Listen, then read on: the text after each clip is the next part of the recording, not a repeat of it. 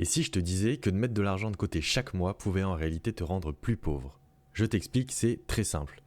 En 2023, l'inflation était d'environ 5%, alors que ton livret A, lui, ne te rapporte que 3%. Résultat, tu perds 2% de pouvoir d'achat chaque année. Autrement dit, ton argent vaut moins demain que ce qu'il ne vaut aujourd'hui. La bonne nouvelle, c'est qu'il existe une méthode simple pour non seulement battre l'inflation, mais aussi pour générer des revenus passifs à long terme. Dans cette vidéo, je vais t'expliquer comment mieux gérer ton argent que la plupart des gens, et ce, avec une méthode très simple. Je vais aussi te donner les clés et les bases pour transformer ton épargne en revenus passifs.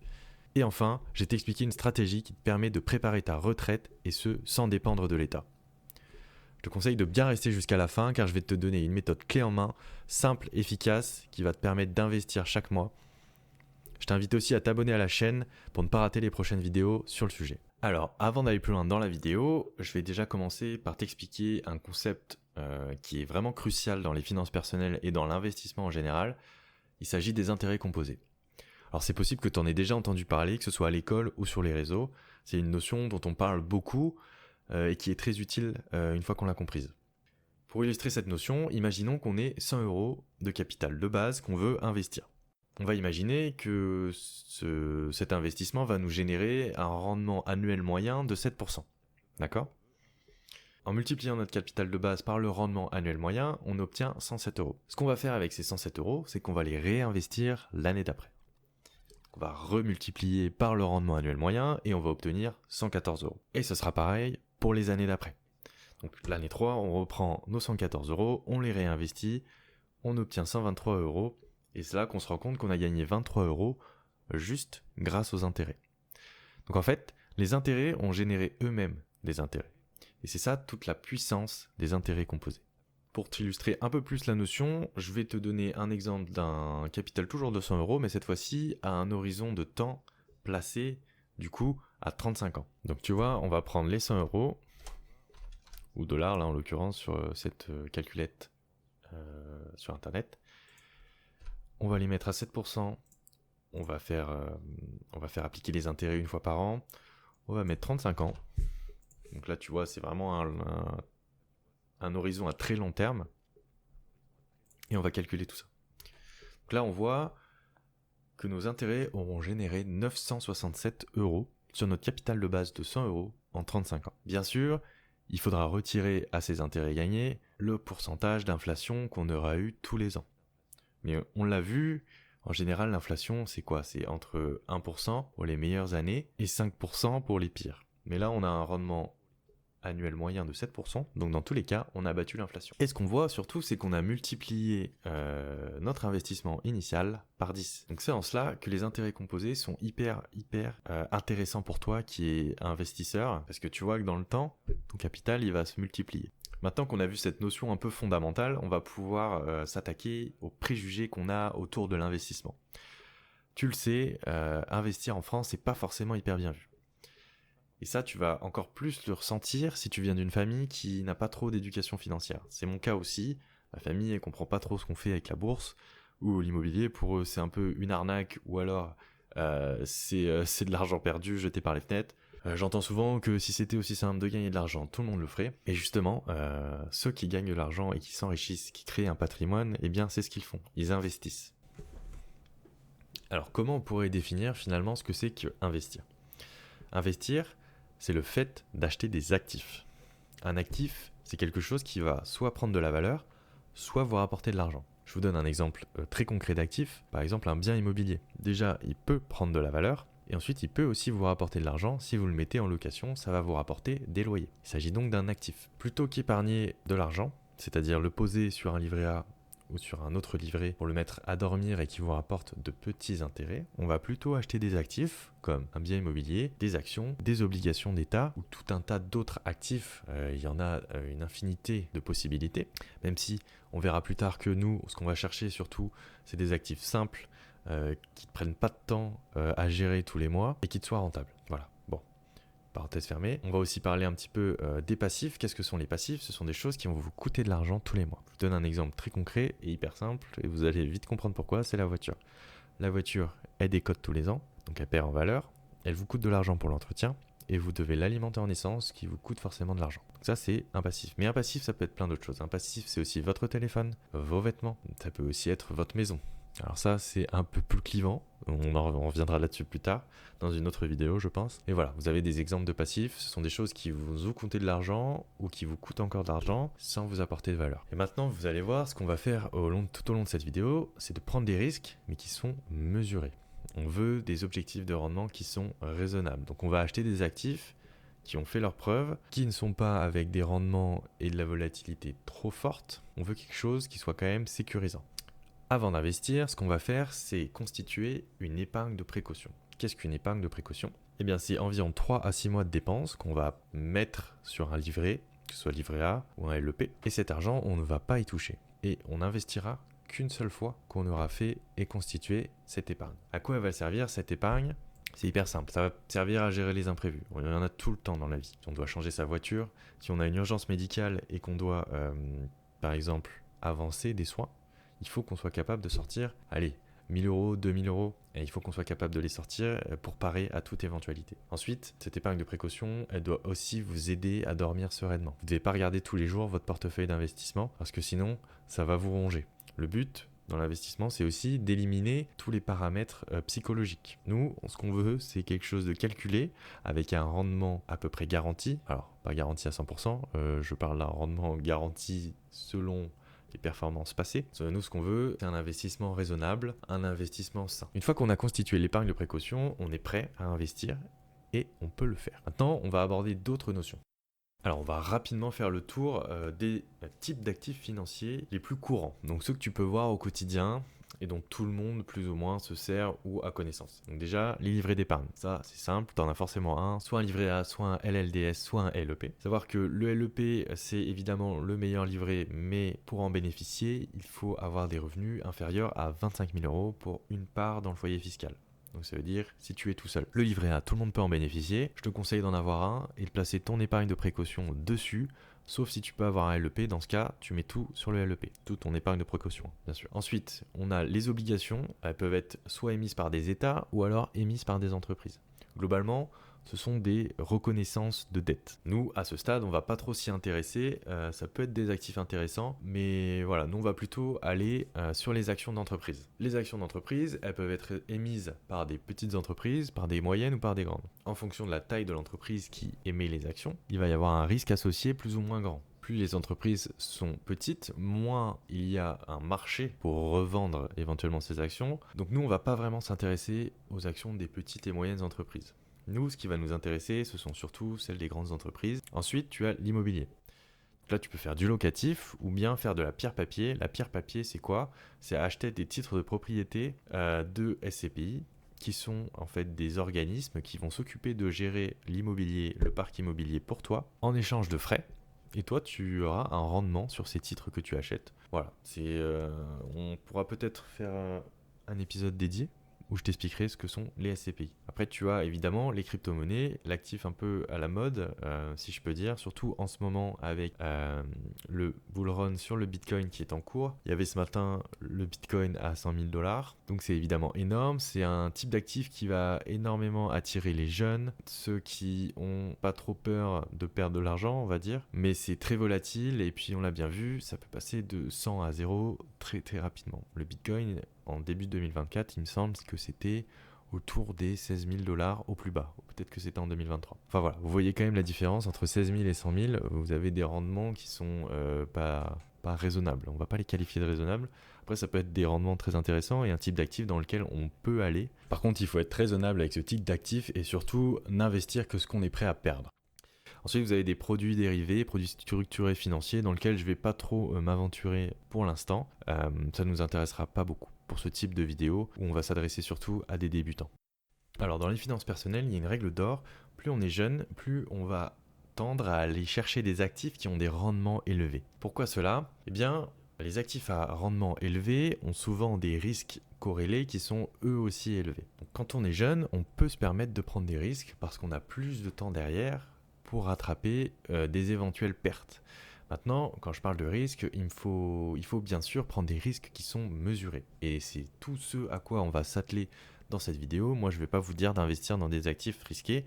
On a parlé de la crypto juste avant. Pour moi, c'est trop risqué, surtout quand on est aux étapes débutantes de l'investissement personnel. Alors pourquoi, quand on est jeune, il faut investir dans des actifs à haut rendement? Eh bien parce qu'on maximise les effets des intérêts composés en fait. On a parlé d'un capital de 100 euros au tout début de la vidéo.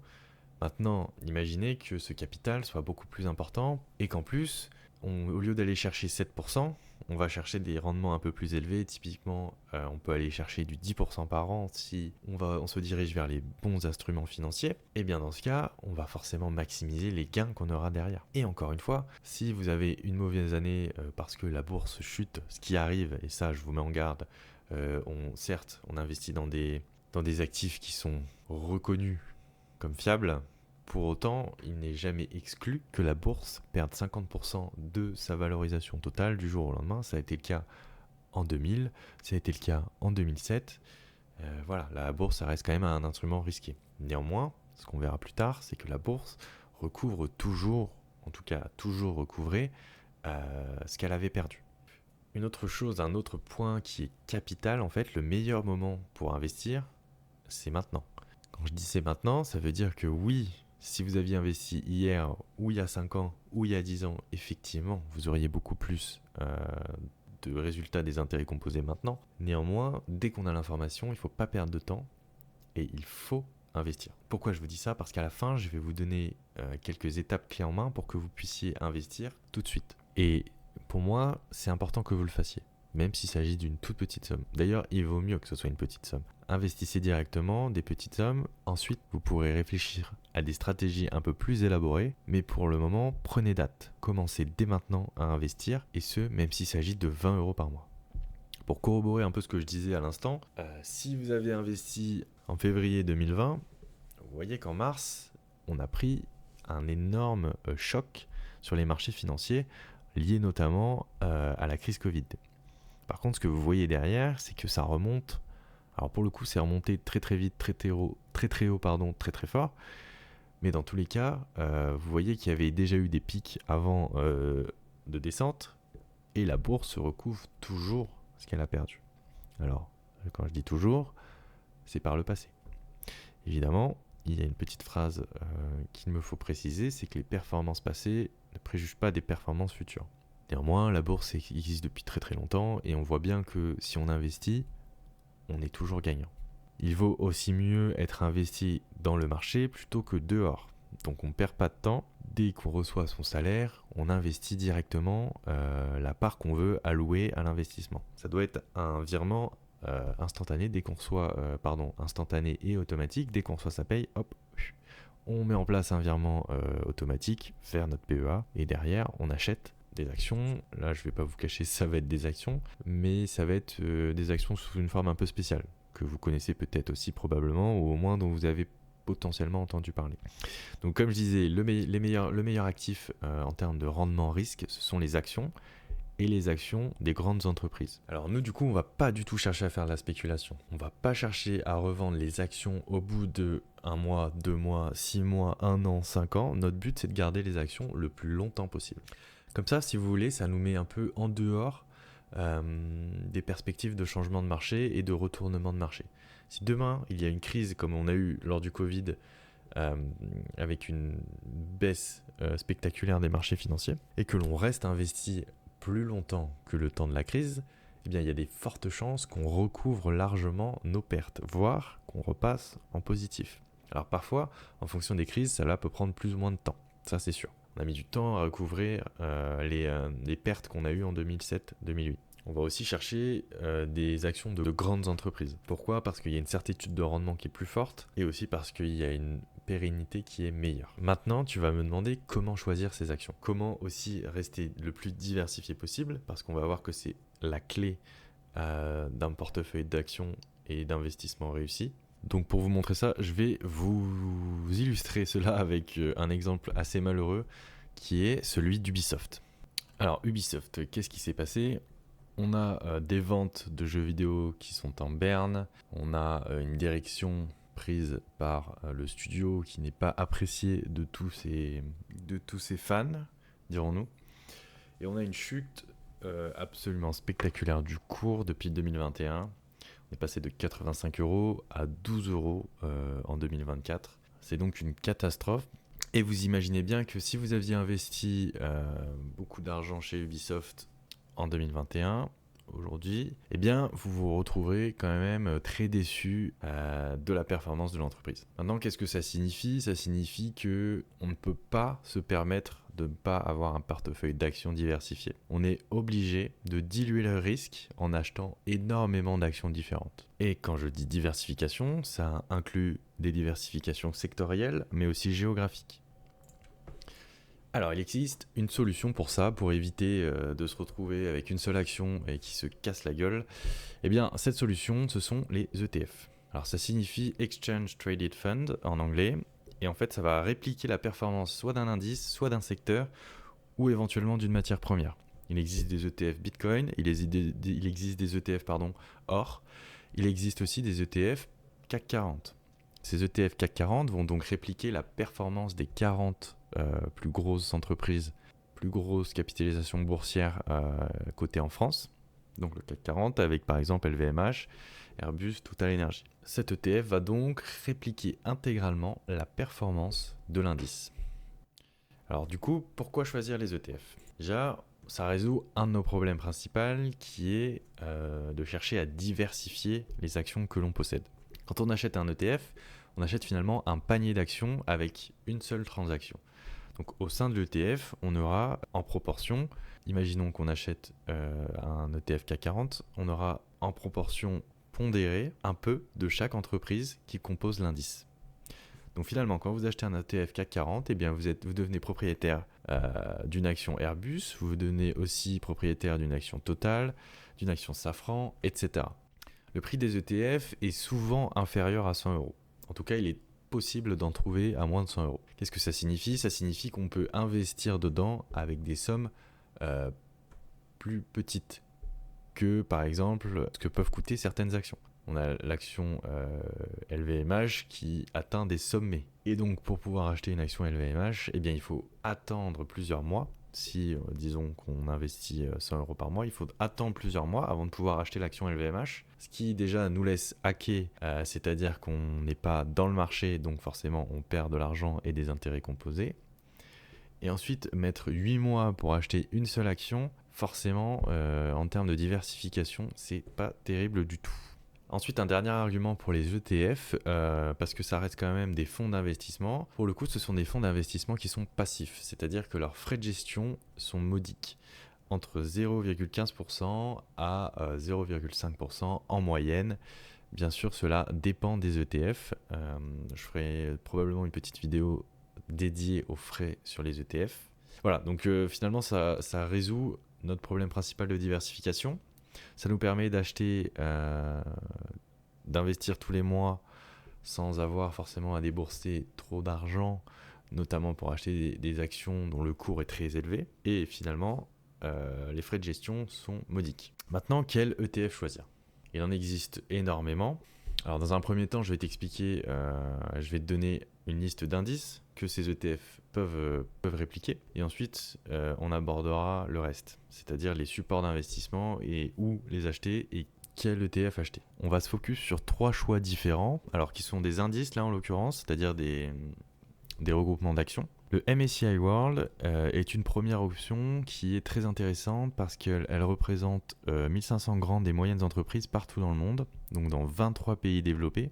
C'est une option qui amènera un peu moins de volatilité que d'autres, notamment le S&P 500, qui vont être amenés à être plus volatiles. Donc c'est une option relativement safe.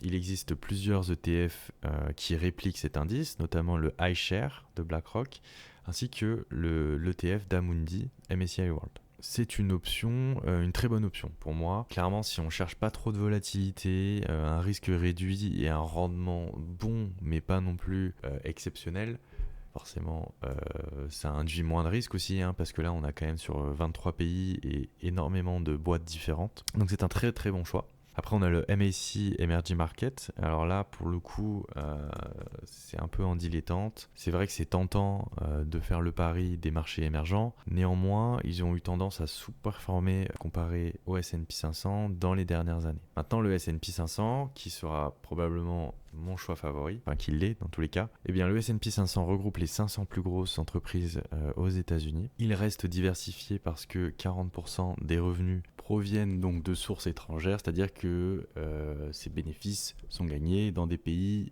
autres que les États-Unis. Alors maintenant qu'on a vu les indices qu'on souhaitait répliquer, au travers donc des ETF, on doit voir quel support d'investissement on peut utiliser pour acheter les actions ou les ETF. Alors dans un premier temps, il y a l'assurance vie, je ne vais pas trop m'attarder dessus. Alors ça reste quand même un super outil, très polyvalent, avec une fiscalité avantageuse après 8 ans et une transmission qui est optimisée. Cependant, la plupart des assurances vie impliquent énormément de frais. Donc beaucoup de gens ont des assurances vie en France, c'est un contrat plébiscité. Néanmoins, il faut savoir que voilà, il a beaucoup de frais. Pour moi, c'est pas l'idéal pour commencer à investir. Ensuite, on a le compte titre. Donc lui, au sein de ce compte titre, on peut acheter des actions, des ETF, des obligations. C'est assez libre, c'est-à-dire qu'on n'a pas de limite géographique de provenance des actifs. Par contre, c'est fiscalisé au PFU à 30% au moment où j'écris la vidéo. On espère que ça le restera. Mais il y avait des discussions en cours pour le passer éventuellement à 30%. Donc ça, voilà. 33 pardon, donc ça à voir. Cependant, ça reste une fiscalité relativement avantageuse. Le prélèvement forfaitaire unique, en fait, c'était une idée de notre actuel président, Monsieur Macron, qui était pas trop mauvaise pour le coup, parce que sinon, la fiscalité, c'était quoi? C'était les impôts plus les prélèvements sociaux. Donc, si vous avez une tranche marginale à plus de 30%, ça peut très vite monter à plus de 45% d'imposition sur donc vos produits issus de comptes titres, donc les dividendes ou éventuellement les plus-values que vous faites. Voilà, donc c'était conséquent. C'est un petit point fiscalité qui peut être barbant, mais sur lequel je pense que je reviendrai dans une prochaine vidéo pour revoir tout ça en détail. Si vous n'avez pas suivi, ce n'est pas grave du tout. On y reviendra dans une prochaine vidéo. Alors l'avantage du compte titre, c'est qu'on peut investir absolument partout. Et je dis ça parce que ce n'est pas le cas du PEA, mais le PEA, moi ce que je vais faire, c'est vous le recommander. Alors c'est une enveloppe fiscale qui permet d'investir dans des actions et des ETF européens qui a un plafond de versement de 150 000 euros, qui veut dire que si vous avez 150 000 euros de versés, vos intérêts peuvent continuer en fait à travailler pour dépasser ce plafond. Donc vous n'êtes pas limité à 150K total de valorisation de vos titres, mais vous êtes limité à 150 000 euros de versement sur votre PEA. La fiscalité, elle est très très avantageuse. Vous avez juste les prélèvements sociaux de 17,2%. Donc là, on enlève même les impôts qu'on aurait dans le PFU avec le compte titre et on garde juste les prélèvements sociaux et ceux sur les plus-values. Donc en gros, ce que vous devez retenir, c'est que entre ce que vous investissez et ce que vous avez à la fin, vous n'aurez que 17,2% d'imposition. Il y a d'autres avantages sur lesquels je reviendrai aussi dans une prochaine vidéo un peu plus complète. Maintenant, la question que peut-être vous allez me poser, c'est alors oui, on peut investir dans des actions et des ETF européens, c'est super, mais tu nous as dit qu'ils étaient en l'occurrence moins performants que les actions des États-Unis, et notamment le S&P 500. Alors, vous allez pouvoir acheter en fait un ETF européen qui réplique l'indice S&P 500. Cet ETF, ça peut être celui d'Amundi par exemple. Amundi a un ETF qui réplique le S&P 500 et du coup, Amundi étant une banque européenne, française en l'occurrence, on peut acheter via son PEA un ETF qui réplique le S&P 500. Maintenant, je vais essayer de tout vous résumer en quelques minutes pour que vous ayez un plan d'action concret pour pouvoir investir rapidement. Voilà, donc, comme je t'ai dit, il faut faire travailler les intérêts composés le plus tôt possible. Dès que tu as l'information, il faut investir, même si c'est une petite somme. Crois-moi, même 50 euros, il faut investir. Il y a des ETF qui coûtent moins de 50 euros à l'achat, donc on ne se prive pas et on investit. Alors là, évidemment, la première étape, ce sera de constituer son épargne de précaution. Ça, on l'a dit. C'est vital, c'est indispensable pour pouvoir investir par la suite sereinement. Donc on met sur son livret A ou son LEP 3 à 6 mois de dépenses courantes et on essaie de se débrouiller pour que cela rapporte au moins l'inflation si c'est possible. Ça sera le cas avec le LEP et ça sera probablement le cas aussi avec le livret A. Deuxième étape, ce sera d'ouvrir un PEA. Pour ça, je vous recommande les banques en ligne, type Fortuneo, Boursobank ou Bourse Direct. Pourquoi les banques en ligne? Eh bien, elles sont beaucoup moins chères que les banques traditionnelles. Vous allez avoir des frais de garde dans les banques traditionnelles, vous allez avoir des frais d'achat des actions ou des ETF qui sont très élevés. Et en fait, vous voulez absolument minimiser vos frais pour simplement avoir un rendement optimal. Donc, je vous conseille vraiment d'aller faire des banques en ligne. Ensuite, deuxième étape, après avoir ouvert ce PEA, ce serait de prévoir un virement mensuel. Dès que vous recevez votre salaire, vous avez un virement mensuel qui va vers votre PEA, imaginons 200 €, et ce virement est automatique et arrive tous les mois. Ça permet de créer une habitude et ça permet aussi de se dire, tiens, j'enlève 200 € de mon budget pour pouvoir l'investir. Maintenant, on peut investir grâce à ce PEA dans un ou plusieurs ETF. Alors là, je vais citer plus précisément ces ETF. Vous avez le Amundi PEA S&P 500, donc pour répliquer le S&P 500, ce que je vais avoir tendance à conseiller de mon côté. Pour quelqu'un qui veut un peu moins de volatilité, il y a le MSCI World de chez Amundi qui est très bien aussi.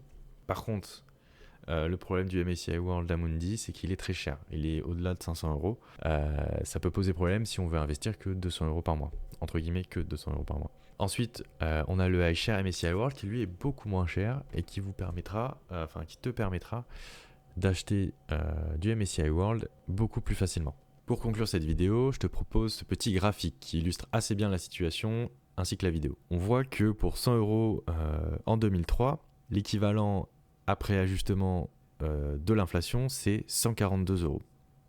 Et ce, en 2023. Maintenant, si on avait placé 100 € en 2003 sur le livret A, on aurait aujourd'hui 141 €. Et on voit quand même la différence absolument monstrueuse. Si on avait placé cet argent sur un ETF qui réplique le S&P 500, on aurait 589 €, soit quasiment 6 fois la mise initiale. Je t'ai partagé en quelques minutes dans cette vidéo quelque chose que moi j'ai mis énormément de temps à apprendre et surtout à appliquer. Ce que je regrette le plus, c'est de ne pas avoir commencé plus tôt à investir. J'aurais dû commencer dès que j'en ai entendu parler en fait. Et ça, c'était déjà il y a 5 ans. Maintenant, toi, tu peux agir dès maintenant. Je te conseille de bien retenir les étapes clés qu'on a mentionnées jusqu'ici. En premier, tu constitues ton épargne de précaution pour dormir sereinement et parer à toute éventualité. Ensuite, je t'invite à investir régulièrement dans des actifs diversifiés, notamment des actions ou bien des ETF. Les ETF, ça peut être le MSCI World, le S&P 500, le Emerging Market. C'est toi qui vois, mais ce qu'il faut, c'est le faire. Et ce, régulièrement, dès que tu perçois ton salaire, tu as un virement automatique vers ton PEA, ce que je te conseille, et tu achètes les actions ou les ETF. Maintenant, tout ça n'est qu'un début. Dans les prochaines vidéos, je vais te montrer comment optimiser tes investissements, augmenter ta capacité d'épargne et même générer des revenus supplémentaires. Si tu veux aller plus loin et ne pas rater ces conseils cruciaux, pense à t'abonner et à activer la cloche. Et surtout, si cette vidéo t'a été utile, laisse-moi un commentaire. On se retrouve très vite pour une prochaine vidéo.